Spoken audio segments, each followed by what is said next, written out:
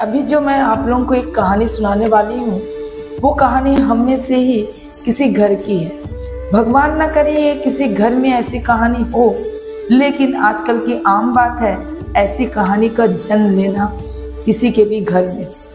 एक बेटा अपने माँ को वृद्धाश्रम छोड़ के आता है और हर महीने अपने माँ से मिलने जाता है।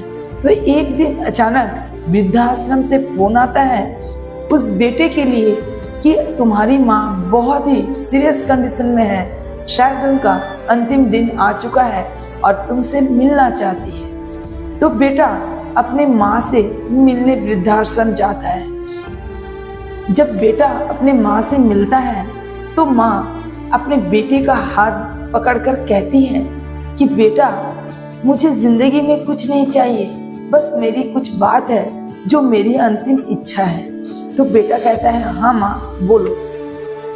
तो माँ कहती है यहाँ पर जब मैं रहती थी यहाँ बहुत गर्मी थी, तो कुछ यहाँ पर फैन की व्यवस्था कर देना, और हाँ यहाँ की पानी बहुत ही गर्म होती है, गर्मी को दिनों में पिया नहीं जाता, इसीलिए यहाँ पर कुछ ठंडे पानी का व्यवस्था कर देना। और हाँ मैं दिनों तक भूखे रहती थी और ऐसी व्यवस्था कर देना ताकि यहाँ के लोगों को हर दिन खाना मिले।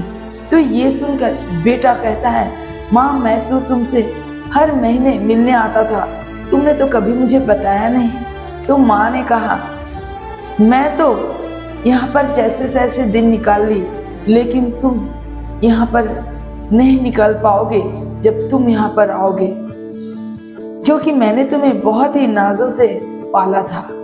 ये सुन के बेटे की आंख में आंसू आ जाते हैं और उसे अपनी गलती की रियलाइज होती है। दोस्तों मैं ये कह दूं ये बात का मतलब क्या होता है, जिंदगी कभी आपको नहीं रोकती जब आप अपना कर्म करते हो। कर्म आपका अच्छा हो या बुरा हो, कभी आपको जिंदगी रोकेगी नहीं, बस आप जब तक हो किए जाओ।